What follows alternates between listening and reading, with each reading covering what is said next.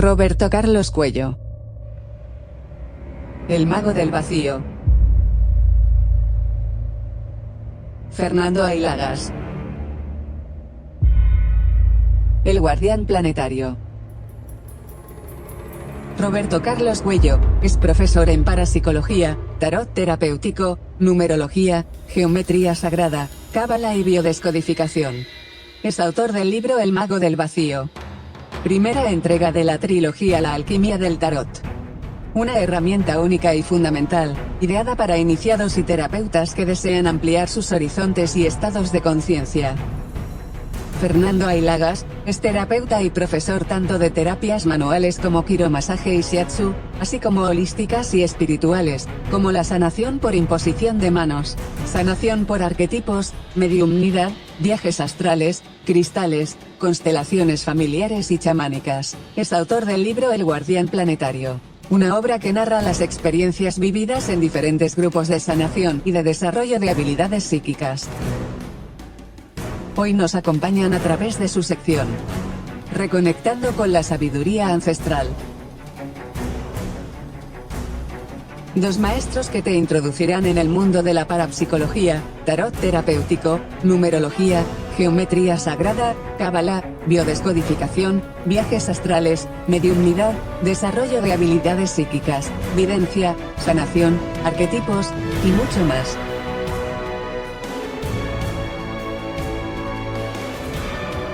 Cada semana nos sorprenderán con grandes temas, a cual más interesante. Suscríbete a nuestro canal de YouTube, La Puerta de la Pirámide. No olvides activar la campanita de notificaciones para no perderte ningún programa. Dale like si te gusta el contenido, y compártelo en tus redes sociales. Y como no, continuamos el viaje de la Puerta de la Pirámide, y sí, nos trasladamos a una sección que nos va a abrir conciencia, nos va a dar esa llave, por lo menos, del despertar. Y sobre todo ahora que estamos ya un poco ya sumergiéndonos en el mundo de Acuario. Y sobre todo a través de dos personas, el maestro Roberto Carlos Cuello, que todo el mundo lo conoce con su gran libro y su gran Biblia, El mago del vacío. Y como no, también a su vera, pues un gran experto, sobre todo en tema de viajes astrales, interpretación de sueños y mucho más. Y luego, a su vez, a nivel energético, a través de piedras, a través de péndulos, etcétera, y a través de un gran libro que realmente nos hará un poco reencontrarnos a nosotros mismos, llegarnos a conocer y saber desarrollar y potenciar ese poder que llevamos dentro. Y cómo no, Fernando Ailagas, El guardián planetario, un gran libro. Y cómo no, en la sección Reconectando con la sabiduría ancestral. Y hoy, sobre todo, nos van a hablar historia de Jesús desde lo esotérico. Roberto Carlos Cuello. ¿Qué tal, Jorge? ¿Qué tal, Fernando, Marta y toda la audiencia?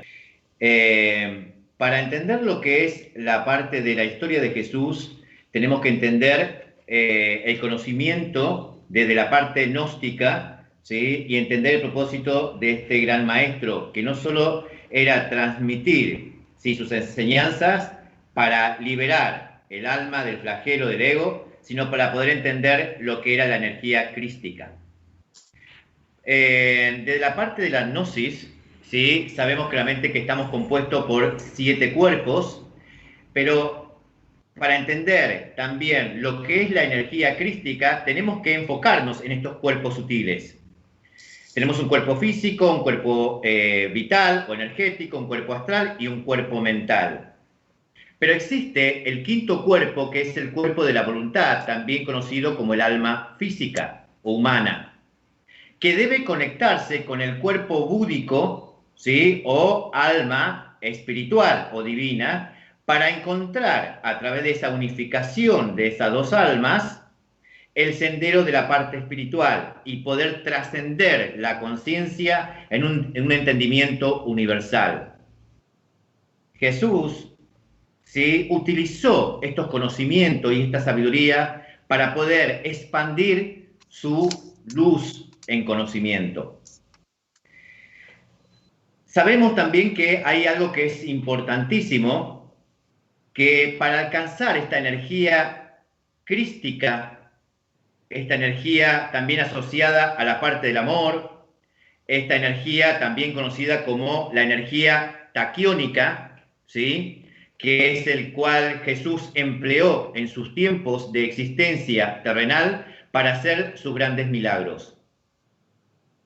El alma física, ¿sí?, tiene que unirse con esta alma búdica o espiritual. No sé si todos conocen que nosotros, ¿sí?, desde el punto de la Cábala nos enseña que el alma viene en pares.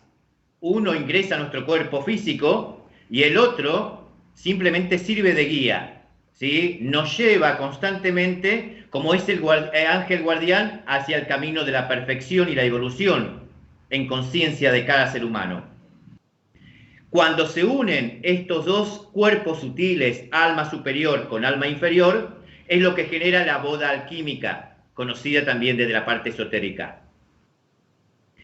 Antes de entrar en lo que tiene que ver con esta parte esotérica de la historia de Jesús, ¿sí?, tenía que hacer esta introducción para que la gente pudiera entender lo que es la energía crística.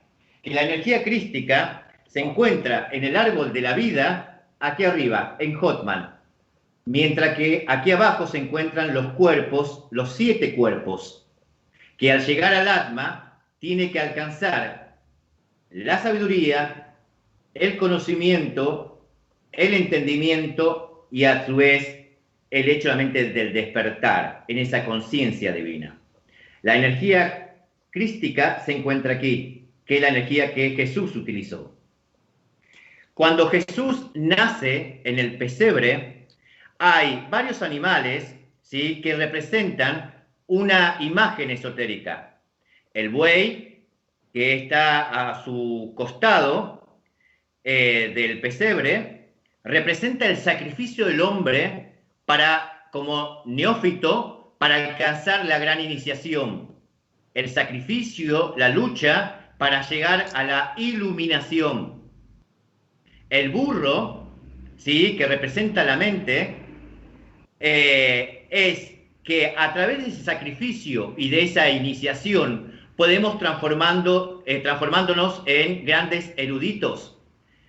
Ser erudito es tener el gran conocimiento y poder montar sobre el burro de la ignorancia. No olvidemos que cuando Jesús ingresa a Jerusalén, ¿sí?, lo hace montado en un burro y es recibido por sus seguidores como rey. Y también están los corderos, que representa el sacrificio de Jesús, ¿sí?, que a través del Calvario, a través de situaciones negativas, es sacrificado como un cordero, crucificado, y al tercer día resucita.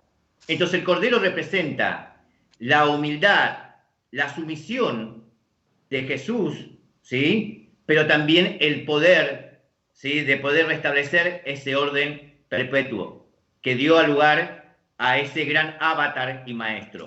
En la carta del tarot, ¿sí?, el mundo, vemos 4 figuras. Aquellos que son tarotistas van a ver 4 figuras, 3 animales y un ángel. Y en el centro se encuentra una figura femenina y masculina, que representaría las 2 energías, ánimas y animus, que están unificadas para trascender en conciencia, y estos 3 animales con el ángel representan las 4 herramientas del mago, que fue lo que utilizó Jesús después de su iniciación. Vos fíjate que hay una cosa que es importante. El león, que es Marco en el Evangelio, representa el bastón del mago, el elemento fuego. El ángel representa el cáliz, el elemento agua, y está asociado directamente a Mateo. El águila está asociado directamente a la parte de Juan, ¿sí?, y representa la espada del mago, el elemento aire. Y el toro, ¿sí?, es Lucas, el evangelista, que representa el pentagrama o la pentalfa asociado al elemento tierra. Estos 4 elementos, ¿sí?, que es León a Marco, nos habla sobre el evangelio de la vida de Juan Bautista. No olvidemos que Juan Bautista fue hijo de Isabel y de Zacarías, ¿sí?, que fue del linaje de Aarón, ¿sí?, y también de la tribu Levi, ¿sí?, que eran los adoradores de Dios. Juan Bautista fue el segundo de los profetas más cercano a Jesús que empieza a hablar, ¿sí?, sobre las llegadas del Mesías. Pero anteriormente, 1000 años antes de la llegada de Jesús, estuvo otro gran profeta conocido como Zoroastro, que él profetizó que 1000 años después de su muerte llegaría el verdadero Mesías, el Rey de Reyes. Entonces, estos 4 animales, estos 4 elementos del mago, representan el toro, el sacrificio del neófito para iniciarse en el gran conocimiento y la sabiduría.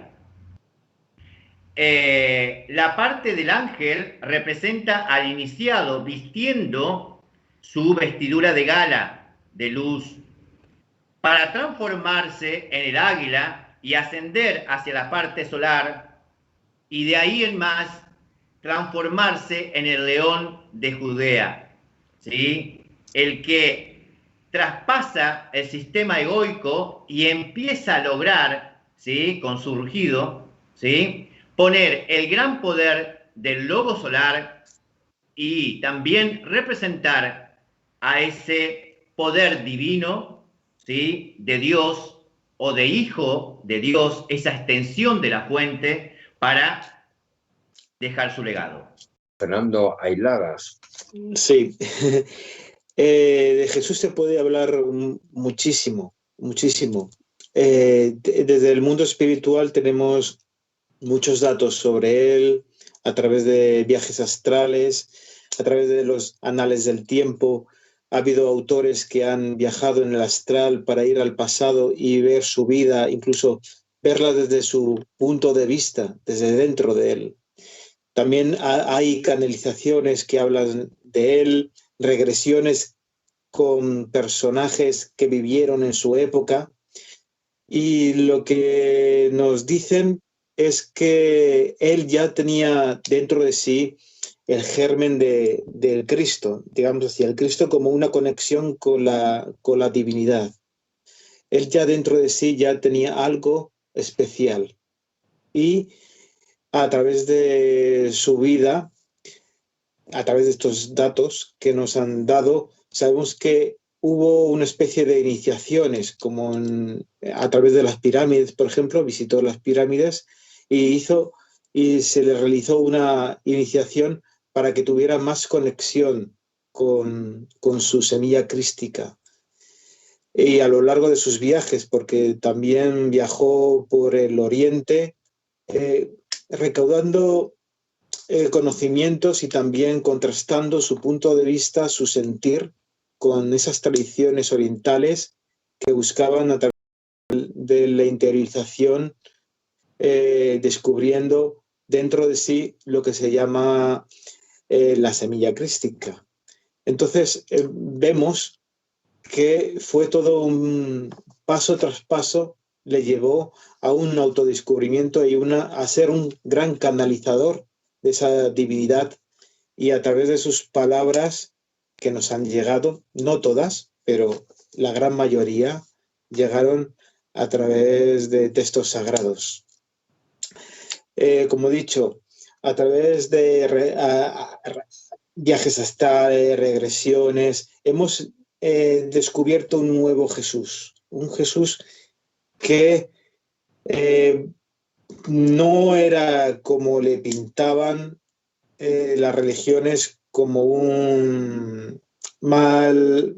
Él entendía muy bien a la gente y hablaba a su nivel. para poder expresar todo lo que él tenía en su interior. ¿Cómo lo ves, Roberto? Sí, escuchándote a vos, sí, él hablaba de dos formas, como lo dije en otros programas. Uno era desde la parte exotérica y el otro es la parte esotérica.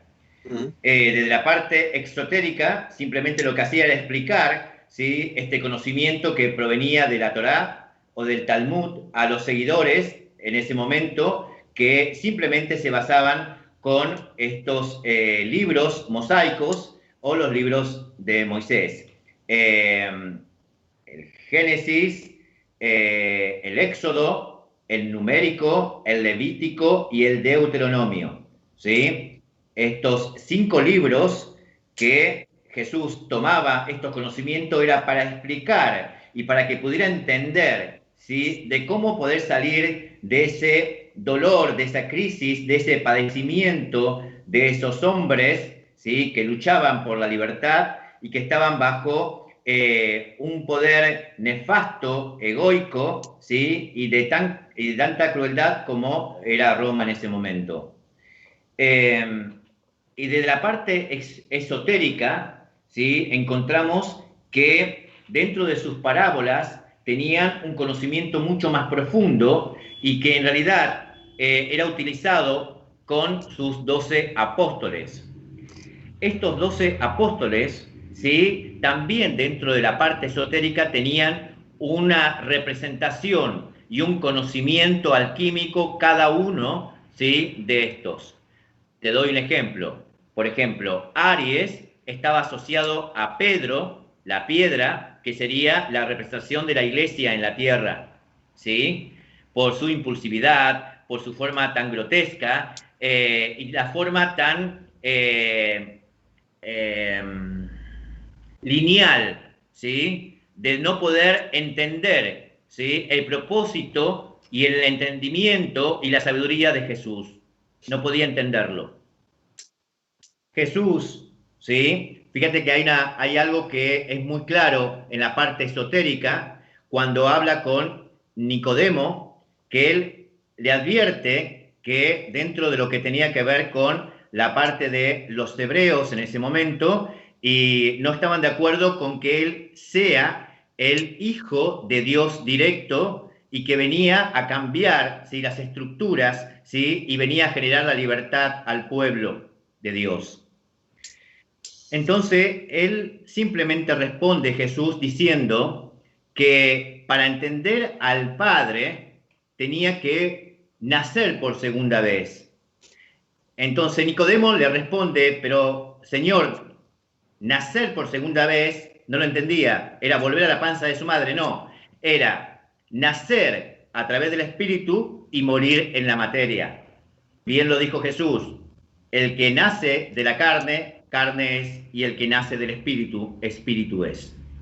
Entonces, hay un conocimiento y una connotación espiritual, esotérica, profunda, alquímica, del cual Jesús podía llevar ese gran conocimiento a la parte de los apóstoles, que fue la primera orden que se conoce, ¿sí?, realizada aquí en el mundo. Cuando Jesús, antes de iniciarse en las 3 iniciaciones principales de los rituales mayores, pasa por esos 12 trabajos, ¿sí?, o 12 principios o escalones de la iglesia del ungido. Y estos 12 escalones de la Sagrada Iglesia del ungido también fue conocido por los 12 trabajos de Hércules, las 12 tribus de Israel y las 12 horas de Apolonio de Tiana, ¿sí? Estos 12 trabajos representan la purificación de su nivel energético para alcanzar la parte de la espiritualidad más elevada en la parte crística y de ahí en más poder iniciarse, ¿sí?, en sus 3 propósitos como mago. La primera fue como guerrero, que fue cuando se enfrenta, ¿sí?, al gran custodio de este tercer nivel, que es el ego. El segundo, y que lo podemos ver, ¿sabe cuándo? En su historia, cuando él se aleja en el desierto y confronta al propio demonio. Hay una parte que me acuerdo muy bien cuando el diablo o Satanás le dice: tú, hijo de Dios, si te arrodillas a mis pies, todo este mundo será tuyo. Jesús le dice: no puedo hacer eso porque tú formas parte de mí. Él acepta que siendo hombre también tiene que luchar con su propio sistema egoico, que ahí es cuando se inicia y pasa la primera prueba como guerrero. El segundo es como mercader, ¿sí?, que es el gran conocedor, y de ahí donde se apunta todo lo que tiene que ver con la parte exotérica y esotérica. Estos dos conocimientos alquímicos, que lo hacía cuando hablaba ante su gente. Y la tercera iniciación de Cristo como mago fue como sacerdote, cuando utiliza esta energía crística o esta energía telúrica, ¿sí?, que fue demostrada, ¿sí?, cuando sacaba demonios de las personas o levantó de la muerte a Lázaro, ¿sí?, y cuando predicaba estos conocimientos profundos, ¿sí?, esotéricamente, porque no pensaba lo que iba a decir, sino que dejaba que esa energía fluya a través de estos patrones energéticos que nosotros conocemos hoy como chakras. Entonces, sí, Jesús dejó un conocimiento muy claro, y que fue un gran maestro, un gran avatar, que alcanzó los niveles de conciencia superiores y que pudo restablecer no un criterio dogmático como lo dice el cristianismo, sino desde el punto de la liberación de los apegos mundanos hacia una liberación en búsqueda de la verdad. Él no estaba encasillado en una sola religión. Para Jesús, como maestro y avatar, todas las religiones eran una, y todos los caminos llevaban directamente a su Padre. Sí, así es.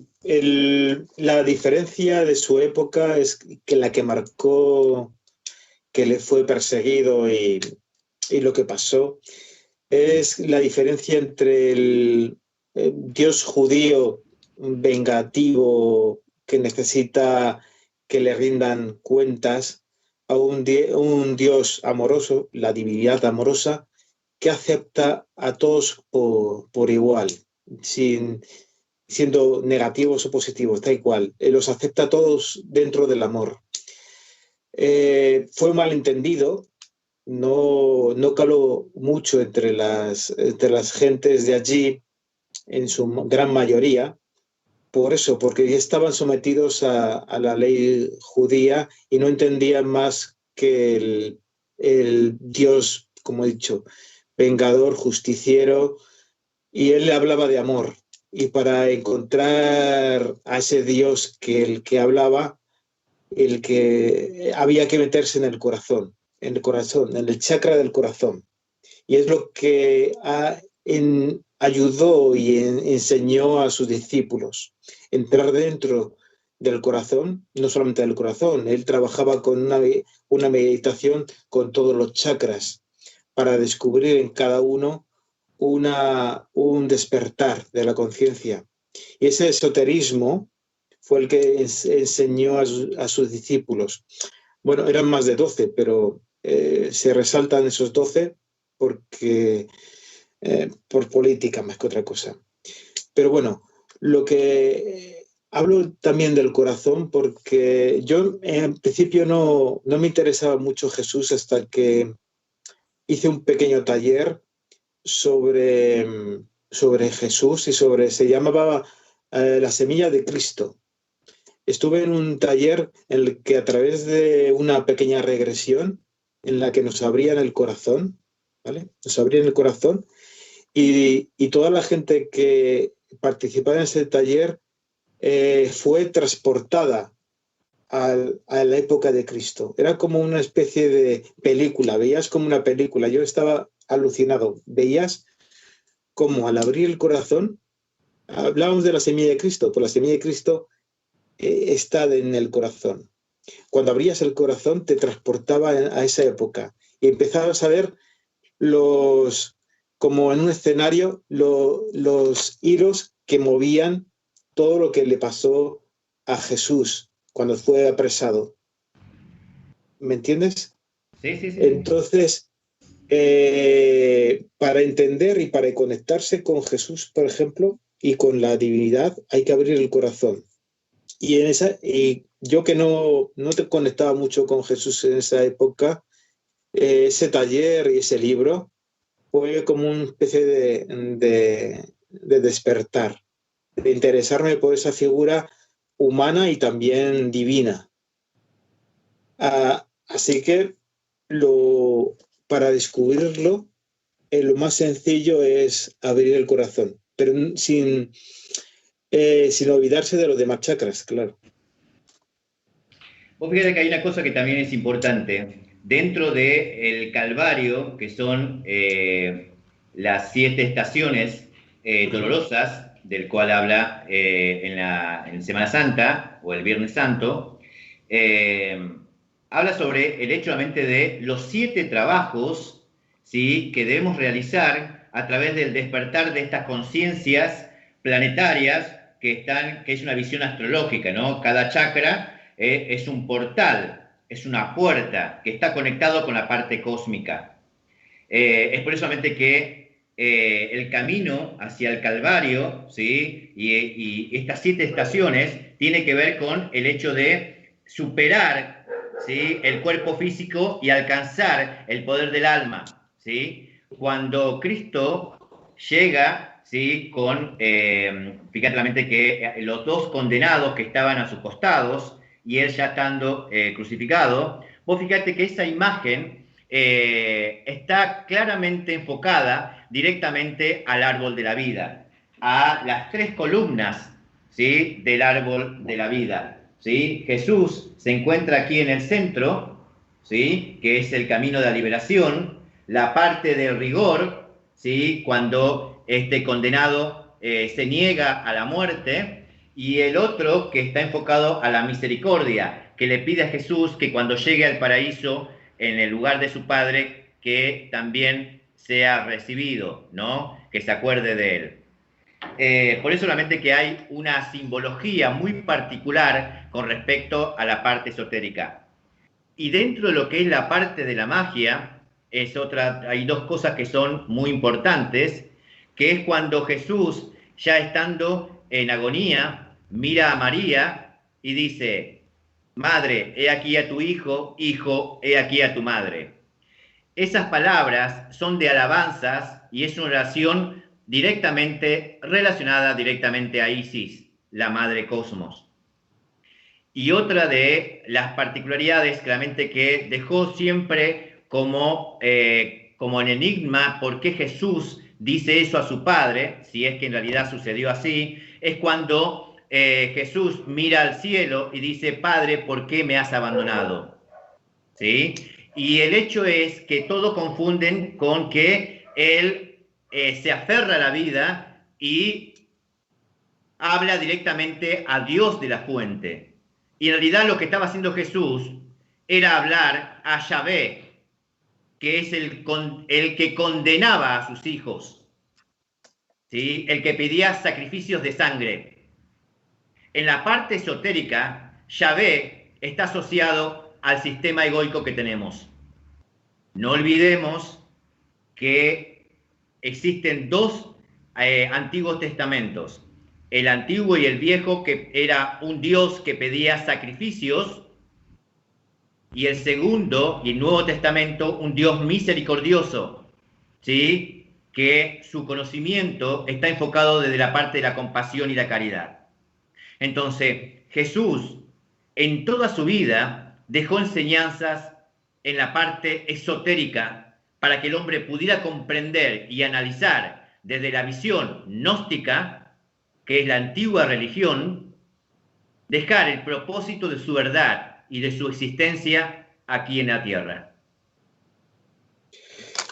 Sí, desde las fuentes espirituales, lo del Calvario y la crucifixión está bien. Lo que pasa es que nosotros sabemos que como canal nunca perdió una conexión con la fuente divina. Ya la tenía desde nacimiento.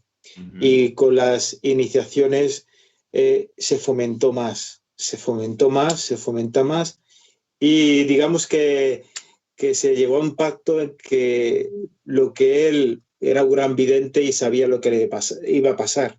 Así que aceptó su destino, como cuando tú tienes una visión y sabes que vas a tener un accidente y que vas a estar en el hospital. La ves y la tienes que aceptar.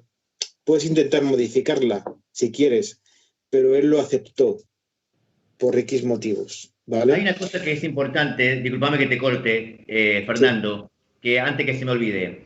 Cuando Jesús nace, fue iniciado por estos 3 magos que venían que eran persas, ¿sí? Que era donde nació supuestamente Zoroastro.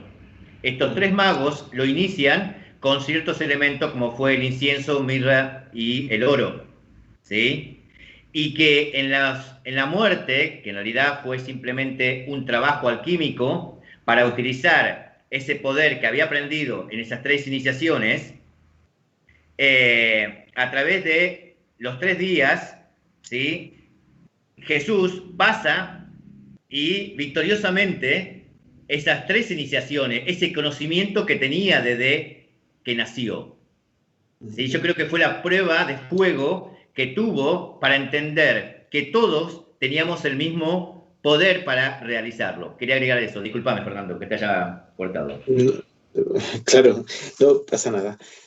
Otra historia es que en la cruz él ya sabía viajar astralmente, así que cuando uno sabe viajar astralmente y se da cuenta que es más que un cuerpo, pues la cruz, ante el dolor, lo normal es que uno se anestesie, ¿vale? Y cuando uno tiene dolor y sabe salir astralmente, puede salir y desconectar su cuerpo y su conciencia del dolor.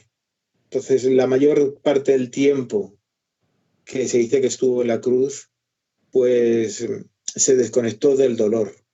La gente está muy pendiente de ese sufrimiento, la cruz, pero cuando uno sabe salir astralmente, el cuerpo es el cuerpo y la conciencia sale, no hay dolor. Simplemente matizar, la gente cuando cree que alguien está sufriendo, el que sufre es el que está viendo a ese ser.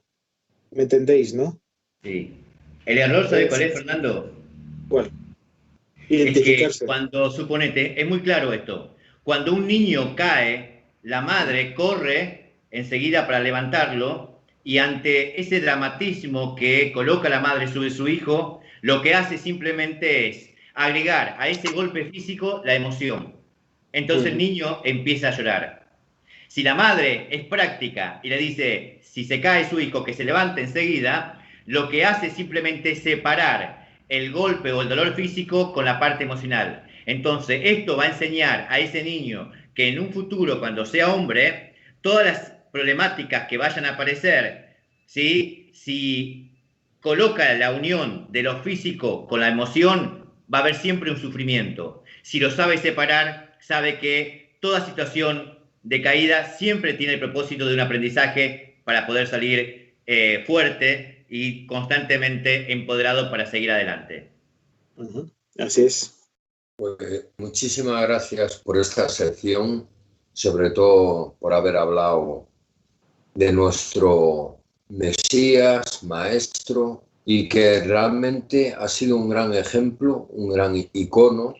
Lo que sí, muchas veces han tapado muchas cosas para tenernos como dormidos, inertes y que nos sumerjamos y sobre todo no sumergirnos, sino que nos dobleguemos a lo que la gente que está en la élite nos obligue a estar dominados a través de falsas creencias. Pero gracias a vosotros habéis despertado la falsa creencia a una creencia que es mucho más limpia, mucho más pura, y por lo menos da a reflejar y a despertar que realmente Jesús fue un gran icono y maestro de lo esotérico. Muchísimas gracias, doctor Carlos Cuello, y muchísimas gracias, Fernanda Hilagas, por tu sabiduría también y por tu forma de cómo te expresas y tu tranquilidad. Eso es como dar paz, es como seguir un poco la estela de Jesús, ¿no? Fernando, esa paz tranquila, esa desasosiego, o sea, fuera del dolor. O sea, eres muy llano, ¿no? Yo te diría que para encontrar a Jesús hay que meterse en el corazón. Y ya está. Pues metidos en el corazón. Muchísimas gracias, doctor Carlos Cuello, y muchísimas gracias, Fernando Ailagas. Feliz noche, feliz semana, y gracias por haber estado en el mundo de la Puerta de la Pirámide.